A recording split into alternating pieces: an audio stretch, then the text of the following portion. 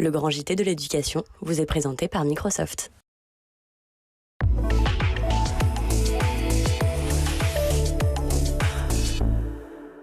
Bonsoir à tous, merci de nous avoir rejoints dans le grand JT de l'éducation. Voici le sommaire.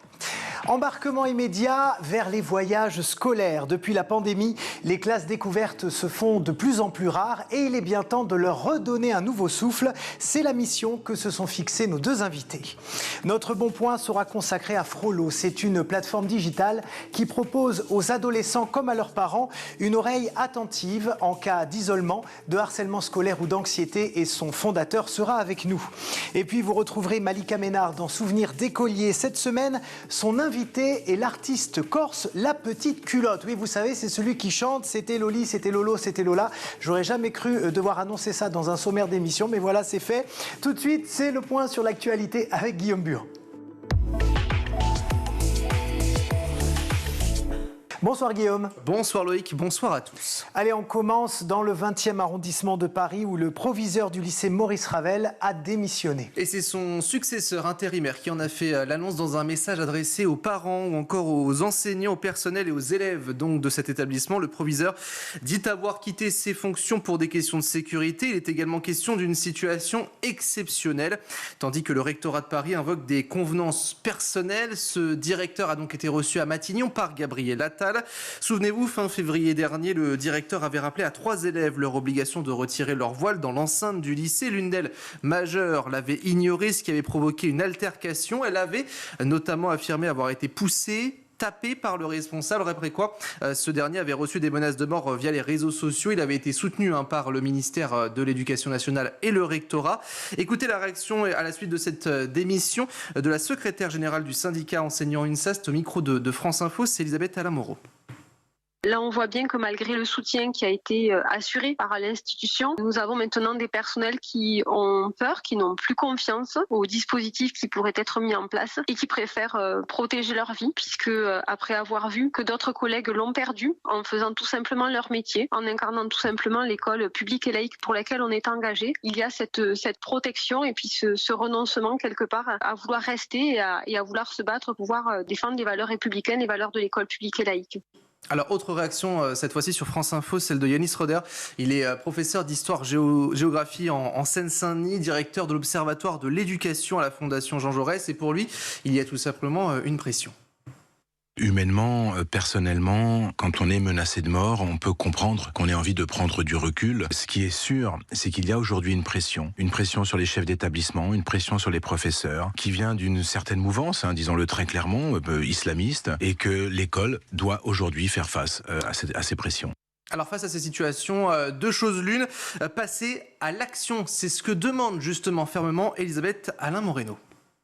Un travail à mener entre l'école, la police et la justice. C'est vraiment la clé pour pouvoir dépasser ces attaques-là par rapport à l'école et au service public en général. Aujourd'hui, nous n'avons toujours pas pu débuter ce travail et nous le regrettons parce que les annonces dernières sur les cellules d'appui, pour l'instant, ne démontrent rien et ne sont pas en tout cas suffisamment rassurantes pour l'ensemble des personnels et se dire qu'on est en sécurité quand on va exercer.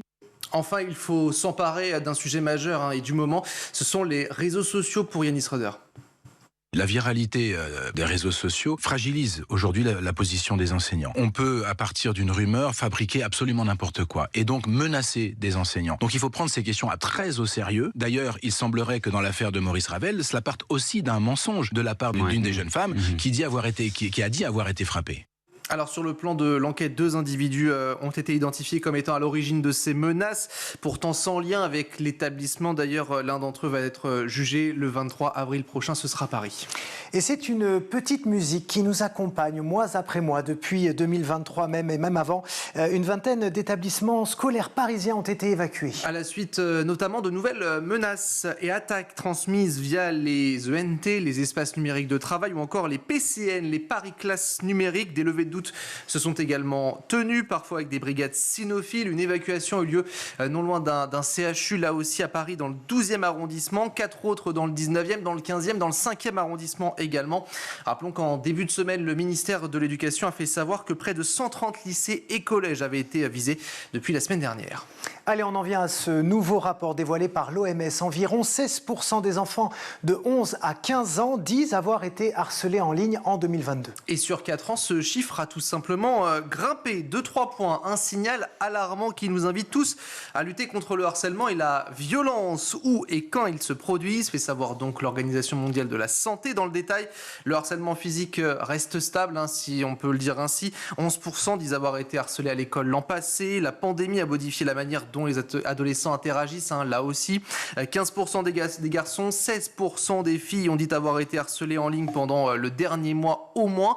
Et puis ils passent en moyenne, là aussi c'est assez impressionnant, 6 heures par jour en ligne. Un rapport qui porte sur près de 300 000 enfants dans 44 pays d'Europe, d'Asie centrale, mais également dans le Canada. Et dans la plupart de ces territoires, le cyberharcèlement atteint son maximum à l'âge de 11 ans pour les garçons, 13 ans pour les filles.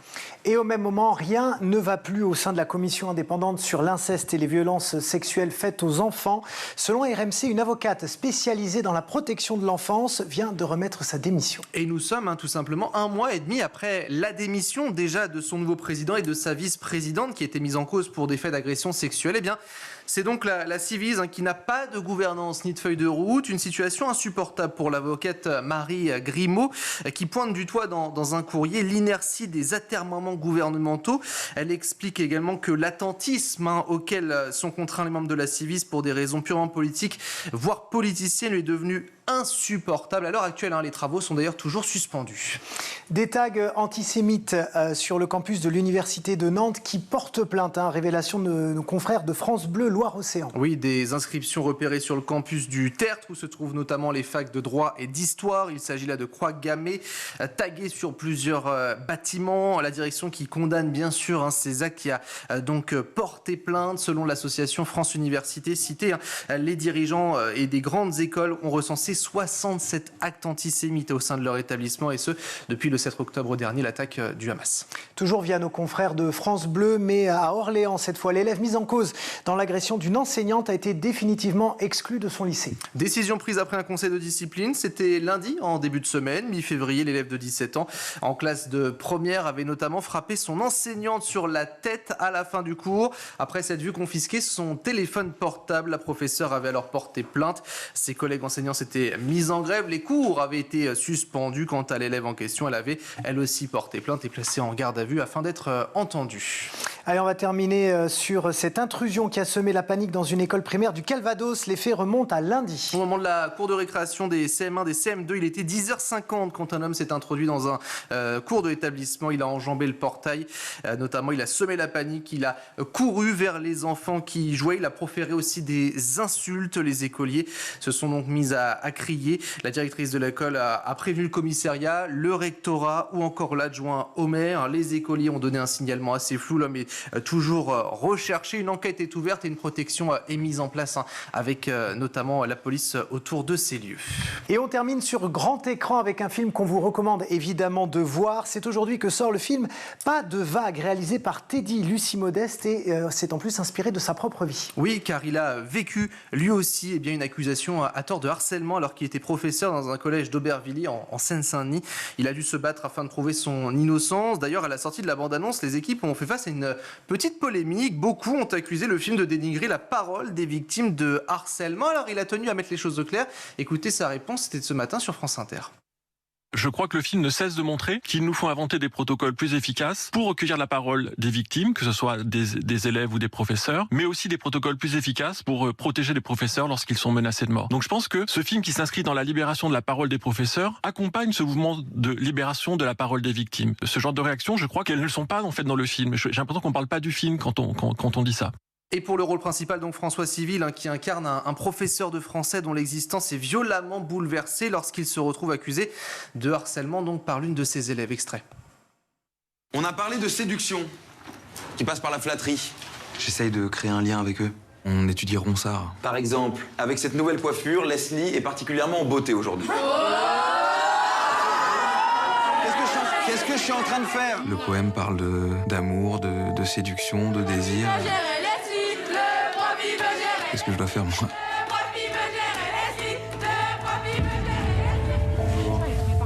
Tu pourrais passer me voir? Un problème? Non, rien de grave, mais passe me voir après. Du harcèlement? Quand je harcèle Leslie, moi? Moi, j'ai rien à voir avec ça, monsieur. Mais bien sûr, personne n'a rien à voir avec ça, évidemment. Il a dit qu'elle était fraîche. Mais oui, Leslie, enfin, je parlais de l'eau. Sauf qu'il a dit en me regardant dans les yeux. C'est quoi cette histoire? Moi, j'ai rien fait de tout ça, là. Un rôle qui n'a pas été simple à incarner pour François Civil, mais qui est salué par les professeurs. L'acteur était justement sur RTL hier soir. Il y avait une forme de lourdeur qui allait avec ce rôle de poids que je portais un peu tous les jours et qui était bizarrement agréable parce que je me disais que j'étais au bon endroit et que j'étais traversé par des vraies émotions et c'est un peu notre quête quoi en tant que comédien. La plupart des professeurs qui sont venus voir le film nous remercient d'avoir mis à l'écran justement ce cri d'alerte. Ce film de Teddy, tous se reconnaissent aussi des collègues qui d'abord font cohésion puis plus trop ensuite. Cette solitude, ce malaise du professeur, c'est un problème pour l'école, pour la hiérarchie aussi de protéger véritablement les professeurs. Ouais. Pas de vague, donc ça sort aujourd'hui dans toutes les salles en France. Merci beaucoup Guillaume. Et comme promis, nous allons maintenant parler des voyages scolaires et de cette loi qui vise à relancer l'organisation des classes découvertes qui se font bien rares depuis la pandémie. Nos invités entrent en plateau tout de suite.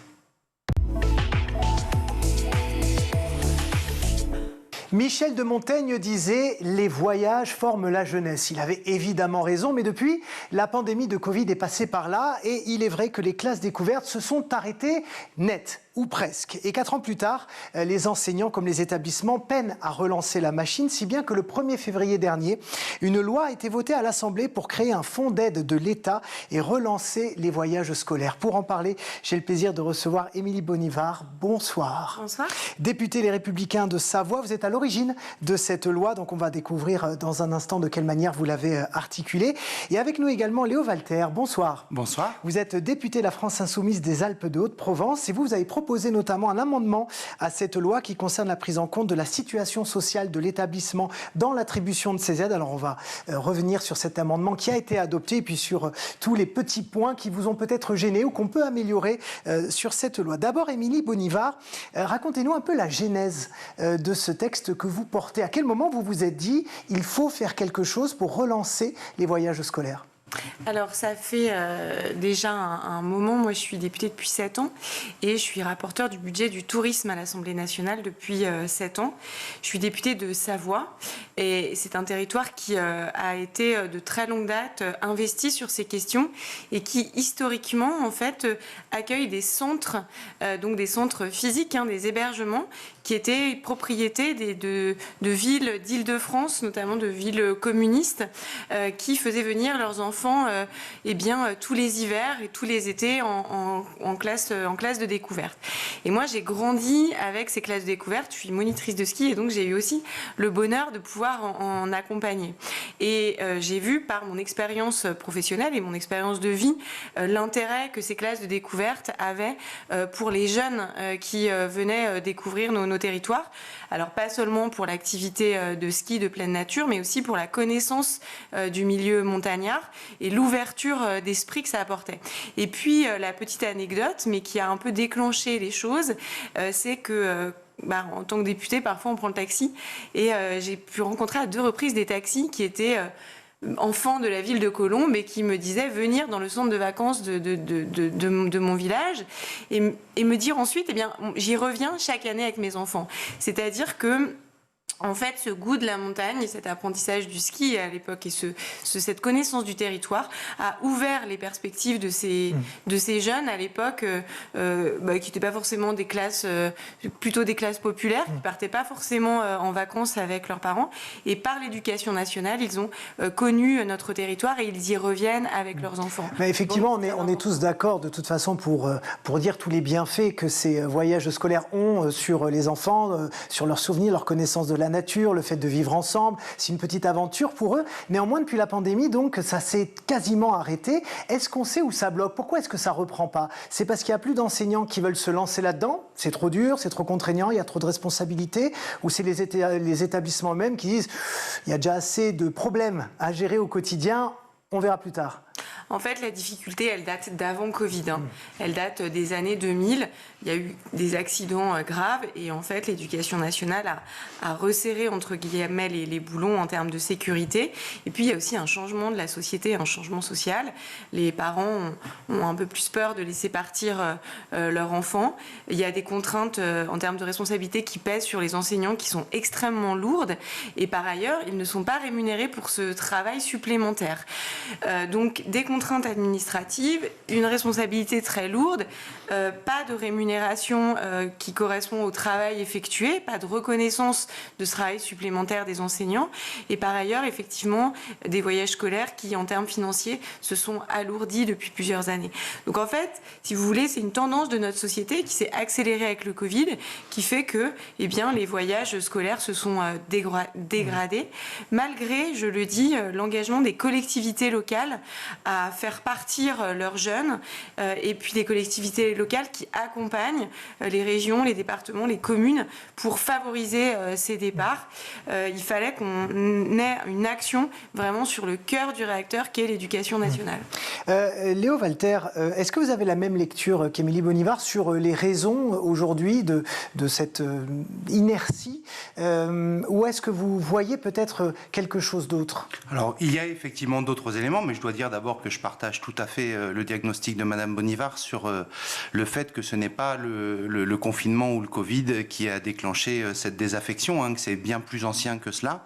Moi, j'ajouterais aux éléments qui sont tout à fait justes, qui ont été soulignés par ma collègue, un désengagement de l'État qui date pour le coup de la fin des années 90. Il fut un temps que peut-être beaucoup ont oublié, où lorsqu'on déposait un dossier de classe découverte ou de séjour scolaire, on obtenait une aide de l'éducation nationale, et une aide qui était substantielle pour pouvoir partir. Donc il y avait déjà un soutien de l'État. Même s'il y avait une contribution demandée aux parents. Alors, en tout cas, à mon époque. Il y a toujours eu une contribution demandée aux parents qui était plus ou moins importante, qui était parfois égale à 0 dans un certain nombre de communes. Mais pour le coup, c'était effectivement les communes qui supportaient cette aide aux familles qui partaient. Mais il y avait une aide de l'État, il y avait un soutien de l'État, et il y avait effectivement une culture dans l'éducation nationale. On oublie par exemple que lorsque la formation des enseignants, des instituteurs se faisait à l'école normale, on passait forcément le BAFA dans le cadre de sa préparation au métier d'instituteur. Et ça créait un aller-retour permanent entre les colonies de vacances, les classes de découverte et l'éducation nationale elle-même. Moi, j'ai très longtemps travaillé dans les colonies de vacances. J'ai dirigé des centres de vacances pendant des années où on accueillait à l'année des classes découvertes, et puis sur les vacances, les petites et les grandes, des colonies de vacances. La plupart des directeurs et directrices de colonies de vacances étaient instituteurs, institutrices, directeurs, directrices d'école. Et donc, ça a créé une espèce de synergie qui a pour beaucoup disparu. Donc effectivement, on a un lent déclin à la fois des fédérations d'éducation populaire, on pourrait revenir aussi sur les raisons de ce déclin, des colonies de vacances et des classes de découverte. Et puis, effectivement, alors c'est pas le coup de grâce, j'espère que ce n'est pas le coup de grâce, mais est arrivé là-dessus le Covid, le confinement.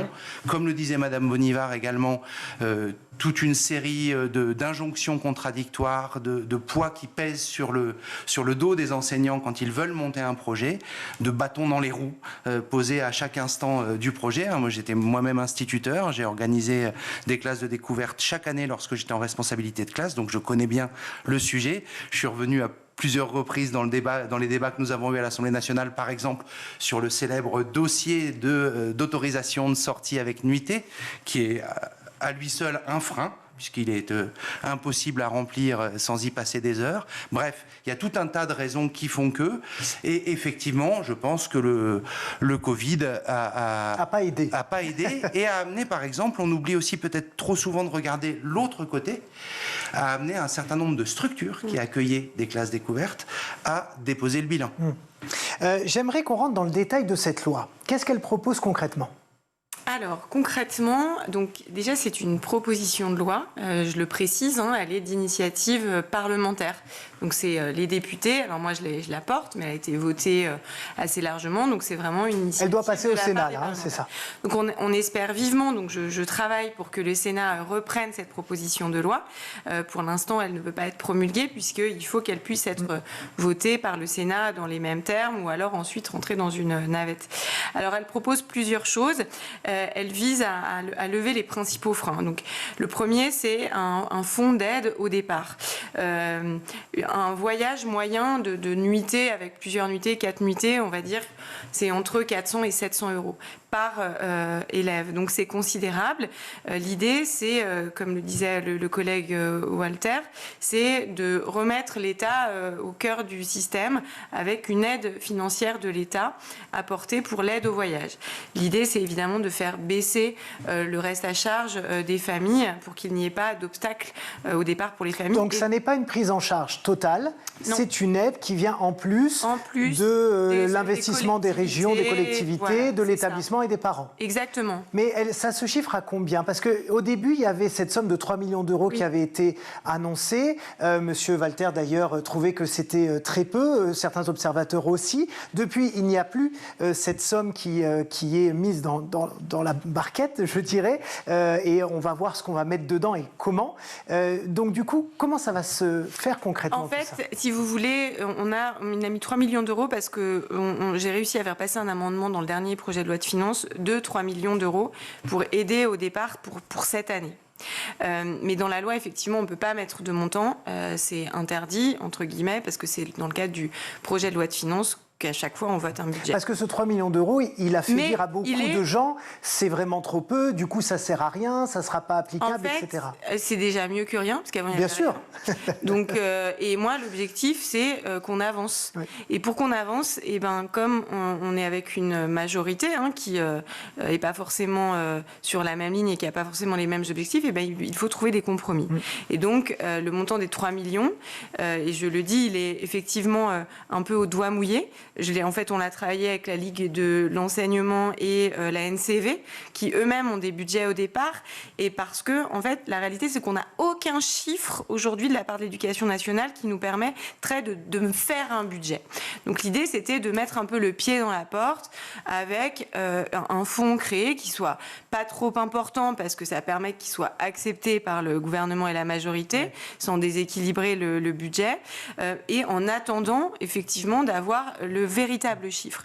Donc, on verra l'année prochaine, puisque dans la proposition de loi, on a une obligation de la part du gouvernement à nous donner les chiffres réels des classes de découverte, qui nous permet de budgéter les choses. Et le deuxième article qui est très important, c'est le financement par ce qu'on appelle une part de pacte, donc une indemnité supplémentaire aux enseignants pour un départ de plusieurs nuitées. Ça a été l'objet de beaucoup de débats.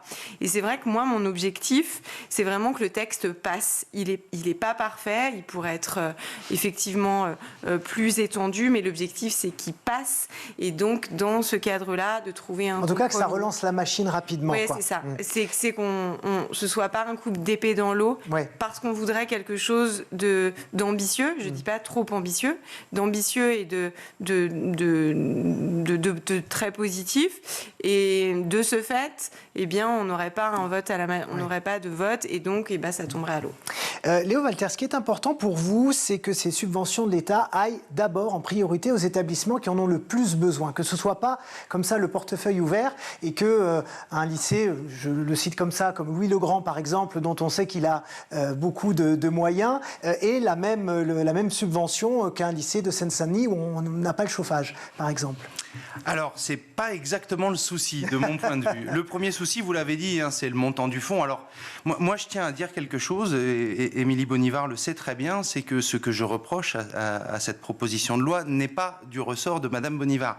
Je comprends son point de vue qui est, elle veut absolument que cette proposition de loi soit votée, et donc elle a été obligée à des compromis avec la majorité.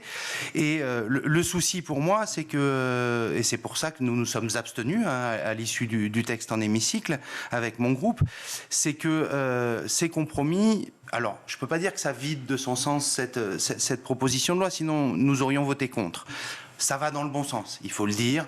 Et moi, je remercie Madame Bonivard d'avoir fait cette proposition de loi, parce que c'est une proposition de loi qui est positive, qui va dans le bon sens, et qui soutient quelque chose, je vous l'aurais compris, qui me tient extrêmement à cœur, à savoir les départs en classe de découverte, en séjour scolaire des élèves de ce pays.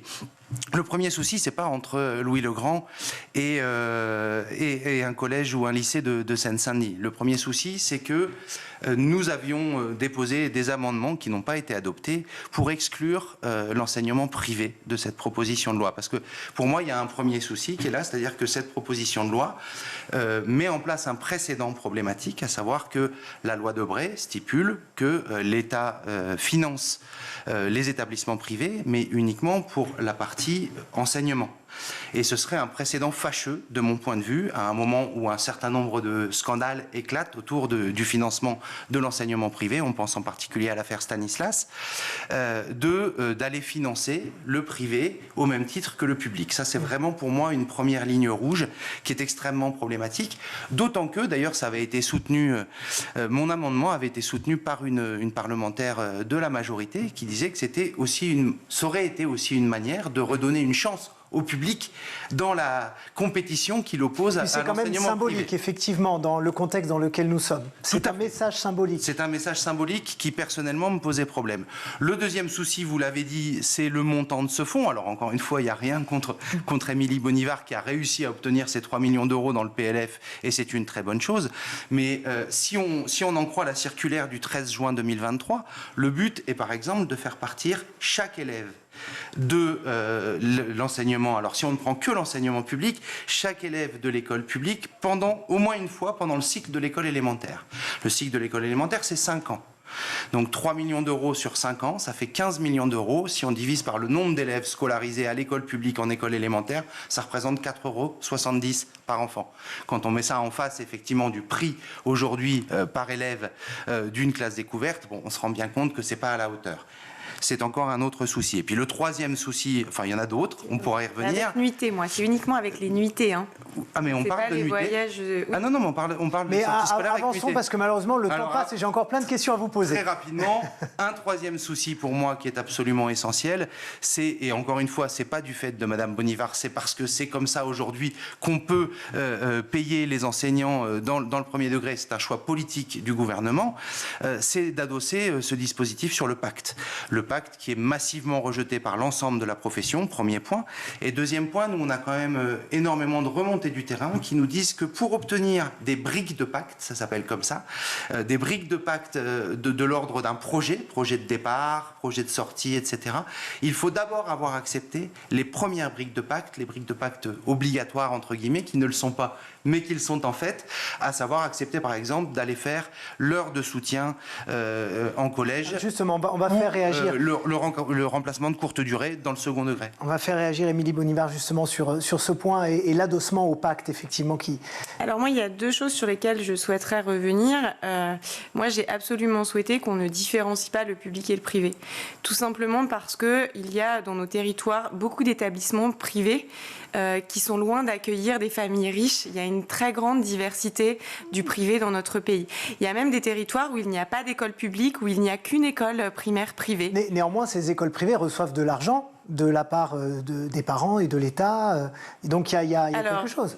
Par exemple, quand vous n'avez pas le choix, qu'il n'y a qu'un établissement privé, et puis en plus reçoivent de l'argent, regardez la diversité des établissements privés et des montants des inscriptions, on est très loin tous les établissements privés ne sont pas Stanislas. Et beaucoup de parents aussi de familles qui sont plus en difficulté décident de mettre leur enfant dans le privé, justement pour avoir une attention parfois un peu plus importante. Donc le fait de dire il y a les riches dans le privé et les pauvres dans le public, ça ne correspond pas à la réalité de ce qui se passe dans notre pays. Et pour moi, la vraie différence, c'est le niveau de vie des familles et la réalité du niveau social des familles qu'il faut prendre en compte. Bien plus le fait qu'ils soient dans le privé ou dans le public. Et c'est ce qu'on a pris en compte dans la proposition de loi. C'est-à-dire que selon l'indice socio-économique économique des familles, des établissements, eh bien, ils auront accès à l'aide ou pas, que les établissements soient du privé ou du public. Ça me paraît beaucoup plus juste comme système de répartition que finalement un choix public-privé de les opposer. Qui est un choix politique. Le deuxième point, pardon, j'aimerais avancer parce qu'il nous reste beaucoup de temps.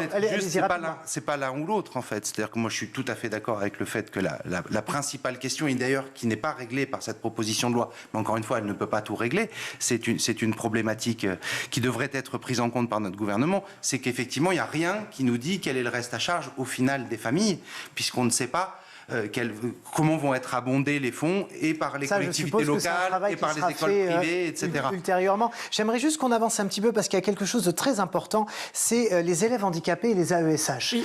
Parce que évidemment, dans ce type de voyage scolaire, on sait que les élèves handicapés ou qui ont besoin d'un accompagnant sont les premiers exclus. Et justement, ça a été un de vos points. Et j'aimerais savoir comment vous allez pouvoir permettre aussi aux AESH, alors même qu'on sait qu'il en manque au quotidien pour déjà amener ses enfants à l'école, comment on va faire pour les accompagner dans ces voyages scolaires? Alors, c'est une vraie difficulté.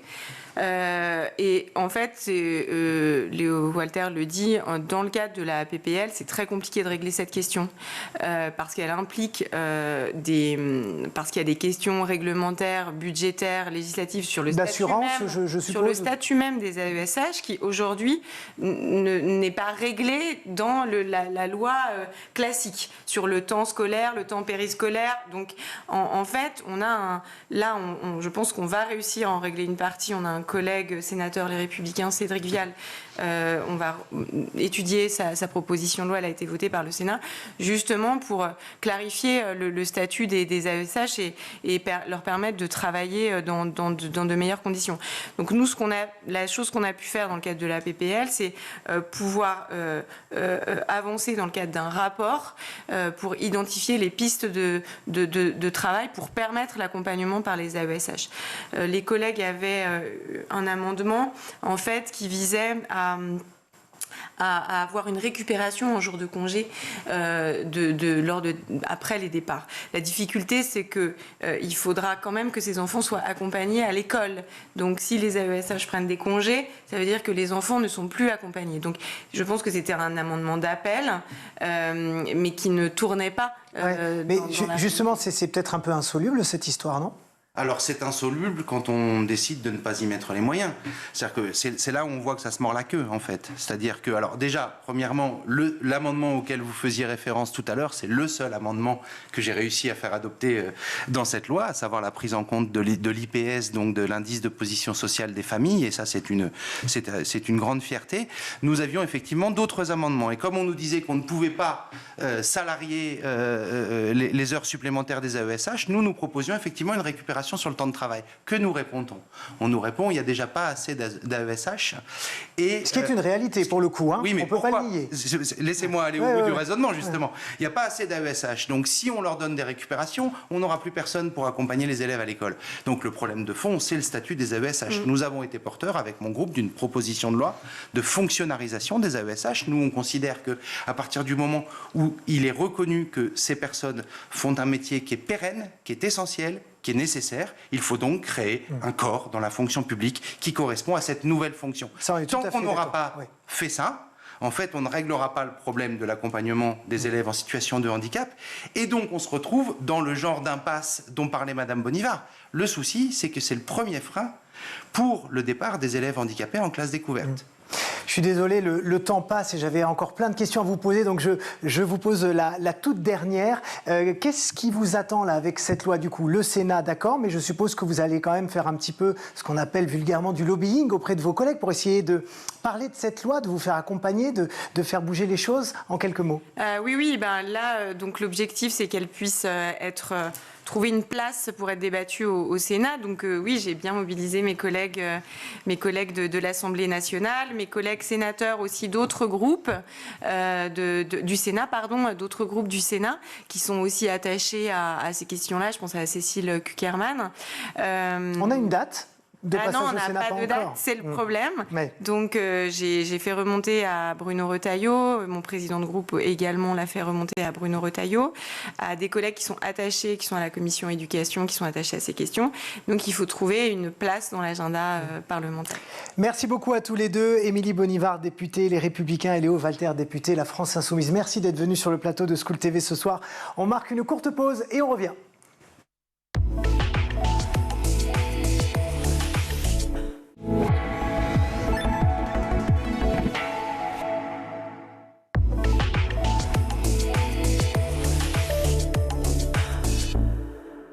De retour dans le grand JT de l'éducation pour mettre en lumière un compagnon de route digital qui préserve la santé mentale des enfants, des adolescents et des parents en proposant une oreille attentive et empathique à n'importe quelle heure du jour et de la nuit. Cette plateforme s'appelle Frollo et son fondateur est avec nous. Bonsoir Benjamin Chelon. Bonjour.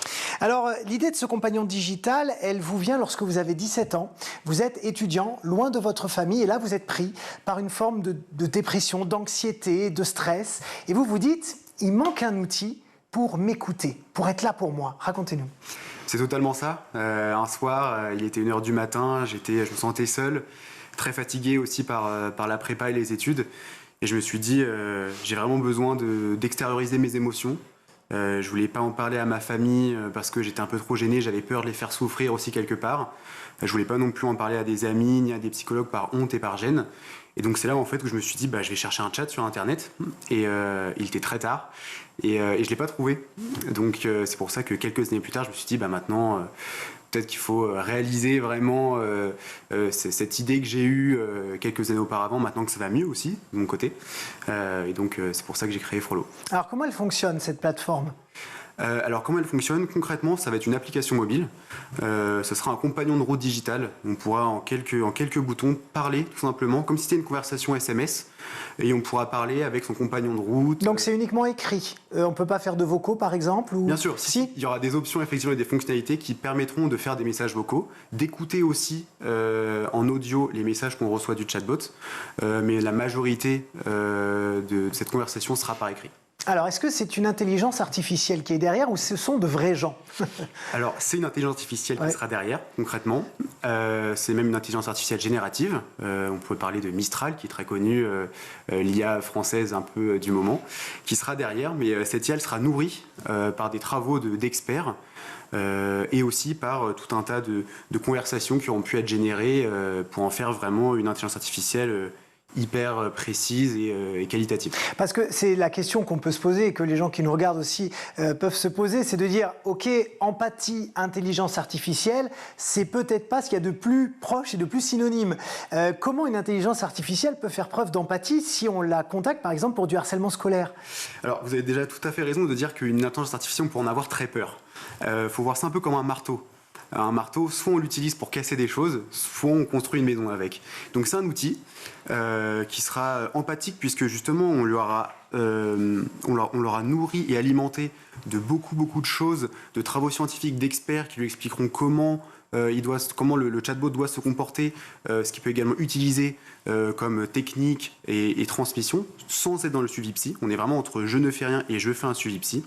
Et donc grâce à ces travaux-là d'experts, grâce aussi à l'apprentissage qu'il aura fait avec ces conversations, il va pouvoir après être extrêmement précis dans son comportement et s'adapter à tous, notamment aux personnes qui souffrent de harcèlement scolaire, qui veulent probablement se confier, qui cherchent des réponses à leurs questions, qui cherchent une écoute. Alors justement, imaginons je suis victime de harcèlement scolaire. J'écris, je dis voilà, je suis Loïc, j'ai 13 ans, je suis victime de harcèlement scolaire et je décris un petit peu ce qui se passe.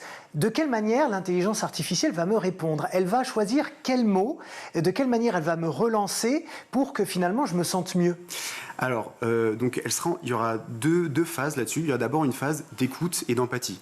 Par exemple, dans votre situation, il y aura une réponse de sorte à « je comprends que ça peut être difficile de souffrir d'harcèlement scolaire ». Donc il y a vraiment une phase de compréhension, de bienveillance. Et après, derrière, on va favoriser l'autoréflexion en posant des questions à cette personne. En disant par exemple, est-ce que cet harcèlement scolaire est lié à un événement physique ? Est-ce que c'est lié aux réseaux sociaux ? Parce qu'aussi on parle beaucoup de cyberharcèlement.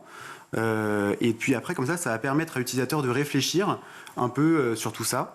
Et après, ce chatbot pourra jusqu'à aller dire, écoutez, là, c'est pas de mon ressort, je vous conseille quand même d'aller voir un professionnel de santé mentale en réorientant la personne vers le type de professionnel de santé mentale le plus adapté. Ben voilà, c'était justement ma prochaine question, c'était de savoir jusqu'où cette intelligence artificielle allait et de quelle manière elle allait pouvoir nous amener vers des professionnels, puisque ce que vous proposez n'est pas un psychologue, n'est pas un accompagnateur contre le harcèlement scolaire, c'est une machine finalement. Donc de quelle manière vous avez travaillé avec peut-être des partenaires, psychologues, psychanalystes, peu importe, pour enrichir votre solution avec ces gens-là? Alors c'est un peu notre recette magique. On va identifier des mots en fait concrètement, on a une identification de mots et puis derrière l'intelligence artificielle, donc des neurones, je ne vais pas entrer dans les détails de la technologie, mais on a tout un programme derrière qui est constitué pour justement identifier les mots envoyés par l'utilisateur, donc par le collégien, le lycéen, et derrière nous on va interpréter ça et renvoyer justement la réponse qui convient le mieux. C'est-à-dire que vous avez paramétré pour qu'il y ait des mots qui soient plus signifiants que d'autres ou plus alarmants que d'autres, et si ces mots ressortent, vous proposez tout de suite un accompagnement. Exactement, il y aura ce système de pondération, comme vous dites, qui va permettre effectivement après de lier effectivement les mots et donc qu'ils soient plus ou moins importants. Et derrière, ça va permettre justement d'avoir une réponse ultra qualitative comme prévu. Mais est-ce que c'est possible dans toute la France? Parce qu'aujourd'hui à Paris, c'est facile, entre guillemets, de trouver des partenaires psychologues ou peu importe. Mais si on est au fin fond du Cantal, par exemple, j'embrasse le Cantal, je n'ai rien contre le Cantal, mais il y a déjà des déserts médicaux en France. Comment vous faites pour pouvoir mailler le territoire et permettre à un adolescent d'aller tout de suite vers un professionnel de santé? Alors, l'idée, nous, c'est de dire déjà, le fait de proposer cette solution, ça va déjà permettre justement, dans les déserts médicaux, aux personnes qui souffrent d'harcèlement scolaire, mais après on peut élargir ça aux salariés, même aux personnes âgées. Oui, pour le burn-out, l'isolement, etc. Exactement, on va leur permettre déjà d'avoir cette solution. Et puis derrière, effectivement, on ne pourra pas recommander le psychologue ou le psychiatre extrêmement précis, puisqu'on ne le connaît pas. Ça serait prendre trop de risques. Puisqu'on n'est pas bon pour ce conseil-là, mais on peut quand même faire une étape avant en disant, en vue de ce que vous nous avez dit, au vu de nos conversations qu'on a pu avoir avec vous, on vous conseille d'aller voir, par exemple, un psychologue spécialisé en thérapie comportementale et cognitive ou un psychothérapeute. On va pouvoir quand même préciser déjà le rôle, enfin le type de profil de santé mentale, c'est déjà un pas assez conséquent. Alors, c'est un outil, je suppose, qui sera gratuit pour tout le monde ou pas? Je vois votre regard qui dit non, a priori, c'est pas gratuit. Donc, ce ne sera pas gratuit? Alors, l'idée, c'est de le rendre accessible pour le plus de monde possible. Comme je vous disais, donc, il y a une partie pour les salariés, donc là, il ne sera pas gratuit. On pense que les entreprises ont un rôle à jouer là-dedans. Donc, il sera payant pour les entreprises, pour leurs salariés. Derrière, moi, j'en profite aussi d'être là pour lancer un appel, clairement, au ministère de l'Éducation nationale. Parce que vous faites un crowdfunding en ce moment. Hein. Donc, un appel, j'allais dire au don, mais ce n'est pas vraiment au don, mais à l'investissement, voilà, c'est plus juste, pour soutenir cette plateforme. Exactement. Et puis derrière, l'objectif, c'est de travailler avec tout le monde. Aujourd'hui, le projet, justement, on est super ouvert à tout. Travailler avec une solution avec l'État pour proposer ça de manière gratuite à tous les collégiens, les lycéens. Aujourd'hui, nous, on est prêts à collaborer, à écouter. Au contraire, on trouve que ce serait super. Donc, parce que je me mets aussi, encore une fois, à la place peut-être des parents qui nous regardent et qui disent oui, mais moi, si mon ado va mal, je ne le vois pas payer 2 ou 3 euros pour aller se confier à une intelligence artificielle. Donc, effectivement, il y a une nécessité pour qu'au moins pour les mineurs, ce soit absolument gratuit pour que ça fonctionne. Tout à fait, vous avez raison là-dessus. C'est une éventualité, effectivement. Donc il y a effectivement une partie déjà étudiants. Peut-être qu'on se dit les étudiants peuvent quand même avoir un petit revenu, ça peut déjà faire quelque chose. Mais effectivement, les lycéens et les collégiens n'ont pas les revenus nécessaires pour faire ça. Et puis même après, derrière, demander de l'argent aux parents, ça va aller aussi les gêner. Donc effectivement, il y a ce système de gratuité à mettre en place et donc à travailler profondément. Et donc j'en appelle encore au gouvernement et au ministère pour créer un dispositif comme celui-ci. Voilà. Alors, si on veut vous soutenir dans votre opération de crowdfunding, où est-ce qu'on va ? On va sur notre page de campagne sur Ulule, donc qui s'appelle Frollo. Vous tapez Frollo sur Internet, donc, et H-R-O-L-O.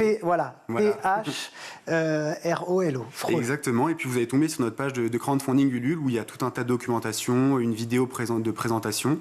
Et derrière, vous allez pouvoir participer sous forme de dons pour nous aider, vraiment nous soutenir dans ce projet-là, pour que Frollo puisse grandir et passer encore un step de plus dans son développement. Et est-ce qu'on peut déjà télécharger une version bêta ? Moi, je suis allé sur frollo.com, il y a déjà des choses, donc on peut déjà aller voir un petit peu comment ça fonctionne.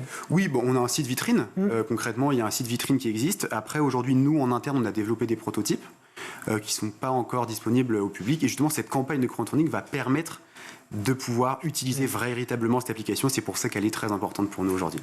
Eh bien, merci beaucoup Benjamin Chelon, fondateur donc, de la plateforme digitale Frollo, d'être venu nous voir. Donc, il s'agit d'un assistant, enfin en tout cas d'une écoute virtuelle avec quand même des vrais gens derrière qui vont permettre peut-être à vos enfants de pouvoir se confier et libérer leur stress, leur anxiété. Ça marche aussi pour les salariés, ça marche aussi pour les personnes âgées. Donc, merci à vous pour cette belle innovation. Tout de suite, on retrouve Malika Ménard dans Souvenirs d'écolier et son invité est la petite culotte. Oui, messieurs, dames.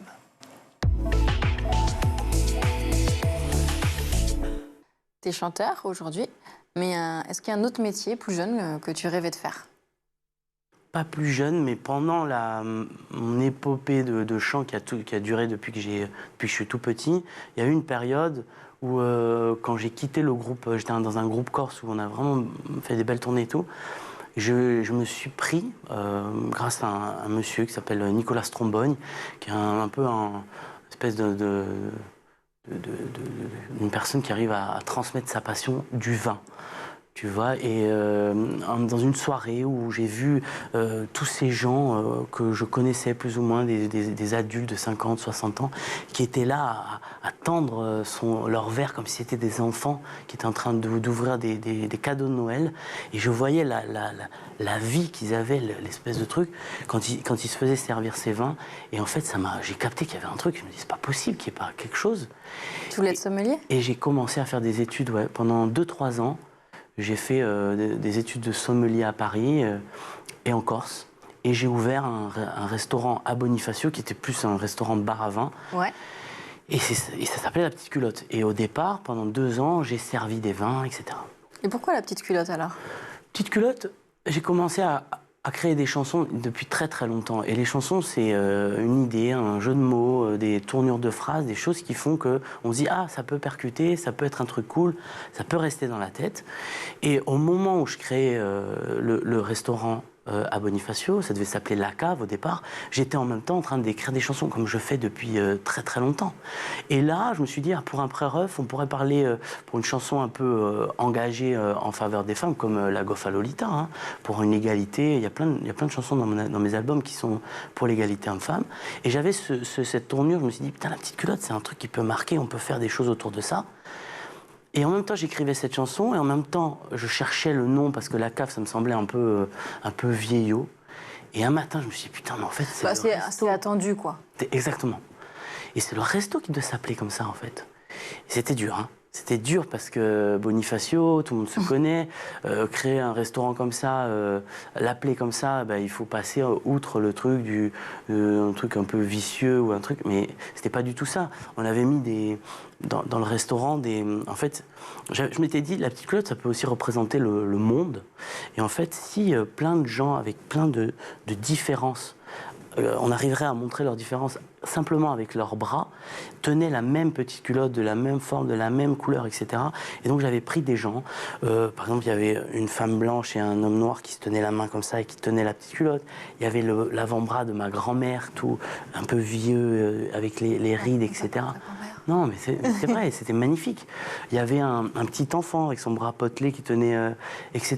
Un mec totalement tatoué, tu vois. Et j'avais créé un peu cet univers-là autour de ce mot. Alors c'est vrai qu'au début c'était dur, mais une fois qu'on a compris que c'est un vrai message, etc., ça devient un truc positif. Et à quel moment tu voyages? Parce que tu fais des voyages qui t'ont forgé. À quel moment ils ont lieu après l'ouverture du restaurant ou avant? Les voyages d'avant le restaurant, c'était des semaines, 2-3 semaines en vacances. Mais le grand moment de voyage de ma vie, c'était plus après être parti du restaurant. J'ai fait 1 année dans une école de musique à Londres. Voilà, à Londres.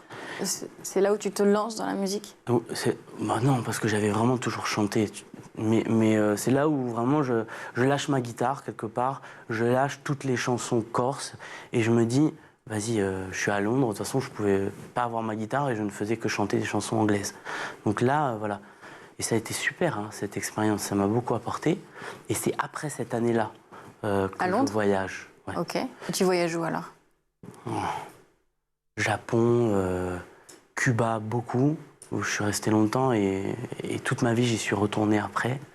Jamaïque, le Brésil, la Thaïlande...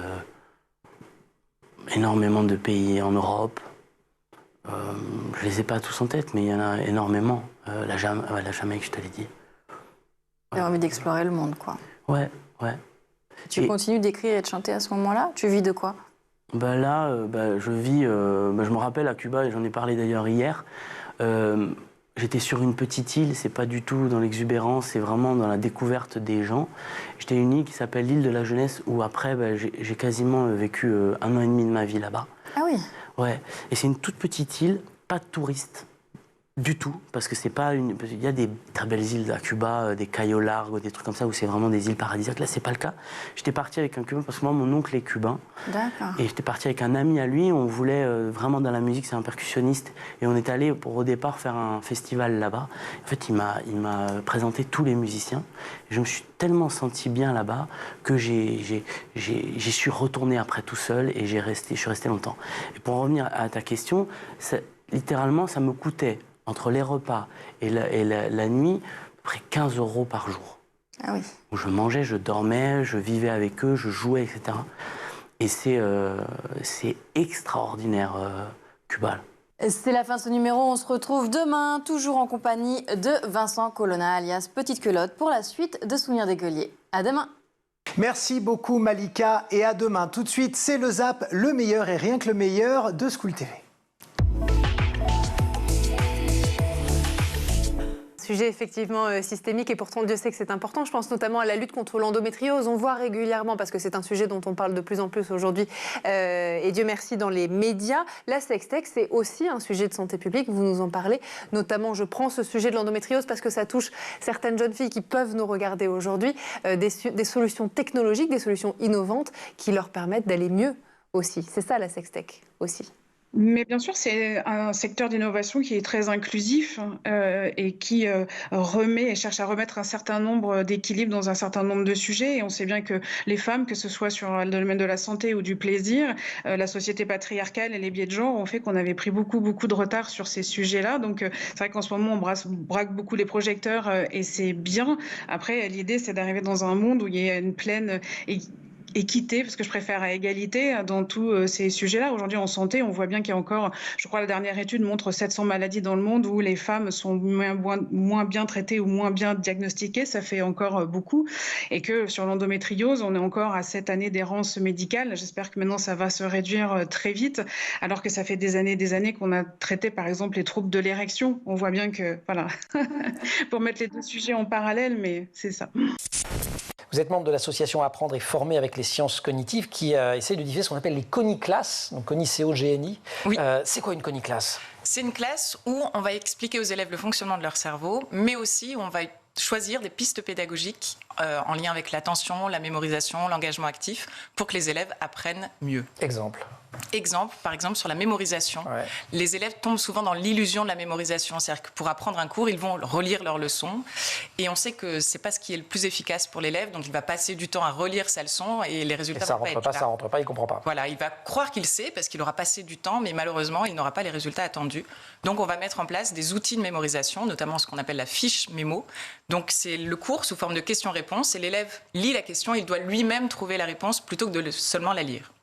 Et ça va l'aider à ancrer. Et il y a plein d'autres techniques finalement. Oui. Et donc vous initiez, c'est quoi? C'est finalement une méthodologie que vous leur fournissez? Oui, c'est un apport en plus par rapport à l'enseignement classique. C'est-à-dire qu'on va leur expliquer pourquoi on utilise ces outils-là. On va leur expliquer comment fonctionne la recherche et pourquoi on a eu tel résultat dans telle expérimentation et pourquoi ça sera plus efficace pour eux. Et vous, en tant qu'enseignante, les résultats, vous les voyez dans vos classes? Oui, dans l'engagement des élèves, ça c'est évident. Et puis les séances où on leur apprend le fonctionnement de leur cerveau sont très attentifs. On leur parle d'eux, de leur fonctionnement. Et puis en tant qu'enseignant, savoir comment fonctionne un adolescent, c'est très précieux. Ça peut être pas mal. Pour faire comprendre justement à tous ces élèves, effectivement, qui vont être accompagnés quasi sur mesure, j'ai le sentiment. C'est tout à fait ça. Alors d'abord, elle a été pensée en collectif. L'idée, c'était que ce soit vraiment un projet qui rassemble les professionnels du métier, donc les entreprises qui ont besoin de recruter, des partenaires de l'éducation et du social, qui eux connaissent les jeunes, et des partenaires du territoire, en premier lieu la ville, l'agglo, etc. Voilà, et donc on est installé dans une ancienne filature textile, parce qu'il y a aussi un sens à redonner vie à ce lieu, dont la ville veut faire un pôle d'excellence dédié au textile, donc il y a des synergies avec tout un tas d'autres entreprises, sérigraphie, découpe, confection, etc. La ville et la métropole installées sur le même lieu, oui, tout à fait. La ville et la métropole sont impliquées sur le projet. D'accord. Et nous, le choix qu'on a fait, c'est de se dire, il faut qu'on puisse...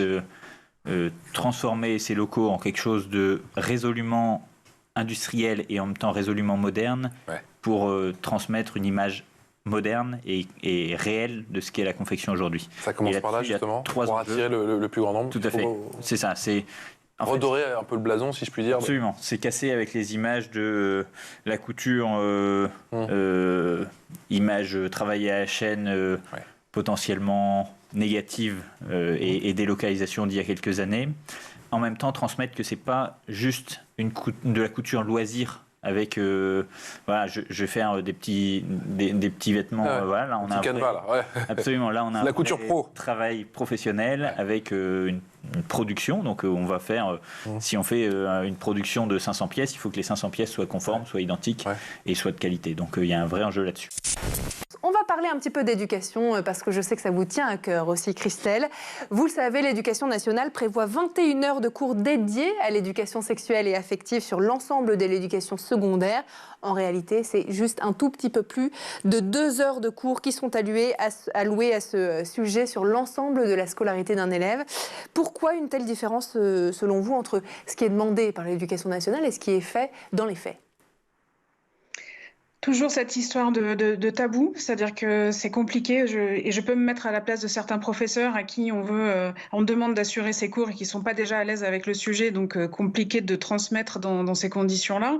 Et puis parfois ça a été des boucliers de parents ou d'associations de parents d'élèves qui se sont opposés à l'arrivée ou à le fait que des intervenants extérieurs reviennent parler de ces sujets-là. Donc il y a toujours eu beaucoup de peur puisqu'on a toujours vu ça d'un côté très très anxiogène, comme si le fait de parler de quelque chose qui est extrêmement naturel allait pervertir nos enfants, alors qu'en fait c'est tout l'inverse, c'est pour en faire vraiment des adultes responsables en fait, qui savent se protéger et qui soient dans les bonnes interactions avec les autres. Pour vous, qu'est-ce qui devrait donner ces cours justement dans les écoles ? Moi, je suis vraiment favorable à ce que ce soit des intervenants extérieurs qui soient vraiment formés à ces messages-là. Évidemment, bien sûr, avec toujours, et c'est ce qui est prévu dans les textes, avec un accompagnateur qui fait partie de l'école, de l'encadrement, ou un professeur ou une infirmière scolaire. Bien sûr, on ne peut pas laisser rentrer n'importe qui pour dire n'importe quoi, mais il y a beaucoup d'intervenants et d'associations qui sont spécialisés, qui savent faire et qui le font déjà très bien depuis longtemps et qui ne demandent que ça depuis des années et des années à être aussi dans une autre forme d'éducation, beaucoup plus encore une fois, positive. Il nous joue des tours, le cerveau, parce qu'il automatise des process, et ça c'est chouette, mais en même temps ça crée des biais. Oui, tout à fait. Alors, des biais cognitifs, mais on développe notamment, grâce aux travaux du LabCD sur le système 3, l'inhibition, l'importance d'inhiber des automatismes pour réussir à accomplir certaines tâches. On rappelle système 1, système 2 On en avait parlé avec Olivier Houdet ici même. Système 1, l'automatisme dont on a besoin. C'est le réflexe. Le réflexe, avec je mets un S, d'accord, les peignes. Oui, mais de temps en temps, je les peigne, ça ne marche pas parce qu'ici, ce n'est pas un nom et un verbe. Donc, il faut expliquer aux élèves que de temps en temps, il faut détricoter l'automatisme pour ne pas tomber dans le piège. Et donc ça c'est système 1, système 2 et système 3. Celui qui permet d'inhiber, de basculer dans le système 2. Et de mieux comprendre. Les élèves, vous avez l'impression que ça, parce que c'est très drôle les biais cognitifs, quand ils commencent à découvrir ça, ça change leur vie. Oui, et puis on peut parler avec eux des infox, des fake news, parce qu'en fait, la fake news, elle joue sur notre système 1, on a envie d'y croire parce que l'information est sensationnelle, et non, on leur dit, il faut stopper et aller regarder la source et tout ce qu'ils vont apprendre dans l'éducation aux médias et l'information en cours. Pierre, la couture, ça peut ouvrir les portes de l'emploi ? Complètement. Aujourd'hui, alors j'ai pas les chiffres les plus actuels, mais dans l'étude d'opportunité que j'ai faite avant d'ouvrir cette école, on estimait que sur la métropole lilloise, il y avait à peu près 600 personnes encore en poste en confection, sur un métier où il y a 5 ans, tout le monde était convaincu que ça n'existait plus en France. Et sur ces 600 personnes, donc je parle bien de pur opérateur de confection industrielle. Je ne parle pas des modélistes, je ne parle pas. Donc 600 personnes juste sur la métropole lilloise. Sur ces 600 personnes, on estimait que on avait on avait 25% de personnes qui allaient partir à la retraite dans les 5 ans qui viennent, donc 150 postes à renouveler et 150 nouveaux postes à créer, ce qui veut dire 300 postes à pourvoir rien que sur la métropole. Juste sur la métropole lilloise, et on a une idée à l'échelle nationale, on n'a pas les chiffres, mais on se dit que c'est pas mal. Quoi. Ce qui est sûr, c'est qu'aujourd'hui, moi je suis contacté malgré les crises inflationnistes, etc., qui sont passées par là, et on sent que ça a quand même un impact et que ça freine les recrutements. Malgré tout, je suis encore contacté au moins une fois par semaine par une entreprise qui me dit « je viens de découvrir votre structure » ou « je l'ai découverte, on a déjà été en lien, mais j'ai des besoins de recrutement qui s'accentuent ». La dernière, c'est du coup la semaine dernière, mail d'une entreprise qui est à Tourcoing, donc pour le coup à côté de chez nous, qui fait des tissus d'ameublement et du canapé, et qui dit voilà, on vient de prendre la décision de relocaliser une partie de notre production, donc d'accroître notre atelier de confection local. On a des besoins de main-d'œuvre, comment est-ce que vous pouvez nous accompagner? Et ça, j'en ai toutes les semaines, et de plus en plus, j'en ai hors région. Et voilà pour le ZAP, un grand merci d'avoir suivi ce grand JT de l'éducation. Ce soir, à la réalisation, c'était Xavier Sanchez, au son, c'est Thibaut Goury-Lafont, au maquillage, évidemment, Laure Audemont, Laura Girard et Emma Ferré à la rédaction. Très très bonne soirée, on se retrouve évidemment demain. Bye bye.